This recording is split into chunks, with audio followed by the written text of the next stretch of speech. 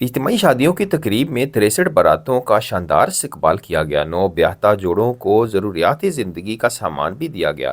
دلہا دلہنوں کا کہنا تھا کہ مہنگائی کے دور میں اجتماعی شادیوں کی کلچر کو فروغ دینا چاہیے۔ والدین نے بھی سر کا بوجھ ہلکا ہونے پر اطمینان کا اظہار کیا۔ نے ہمارا بڑی اچھی طرح سے استقبال کیا اور ہمیں کھانا دیا، جہیز دیا۔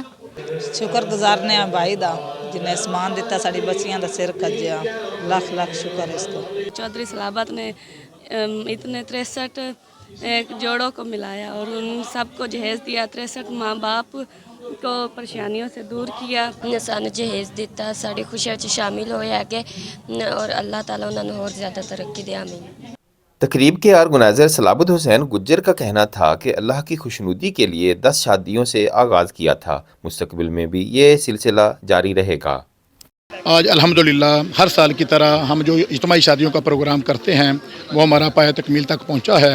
یہ 10 شادیوں سے ہم نے شروع کیا تھا اور آج الحمدللہ ہمارا 100 شادی کا پروگرام تھا اور 63 شادیاں جو ہیں وہ فائنل ہوئی ہیں۔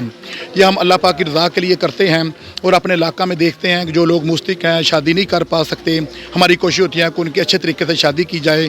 تقریب کے بعد دلہے عروسی ملبوسات میں سجی دلہنوں کو اپنے ساتھ لے کر روانہ ہو گئے۔